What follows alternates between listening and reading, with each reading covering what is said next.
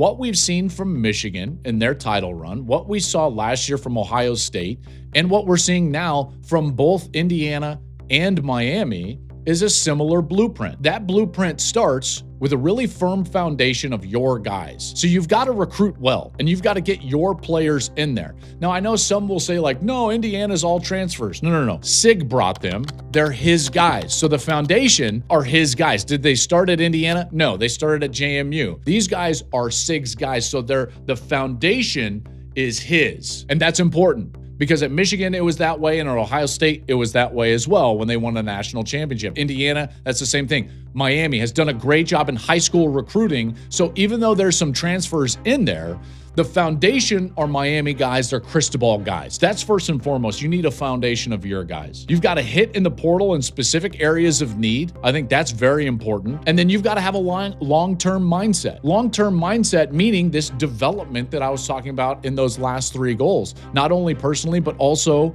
from a football standpoint. How do you develop guys that are your guys, keep them in your program, and then allow them to play as veterans? Because here's the truth about these teams that are competing for championships right now in college football. They are all veteran. Here's some numbers surrounding that. Michigan 2023, Ohio State 2024, and then both of the championship game participants this year in 2025, Miami and Indiana, they are highly experienced. If you look at the starters that are on the field, that are ones contributing, the number of 3+ year players, the guys have been in college for 3+ years, it's basically the same. Michigan had 17, Ohio State had 19, Miami and Indiana both have 19. If you look at 4+ year players, guys that have been in school for 4+ years, it's again basically the same. Miami's got 14 of those guys on their team as starters, Indiana 18. So a little bit more for Indiana, but basically the same. And then if you look at 5+ year,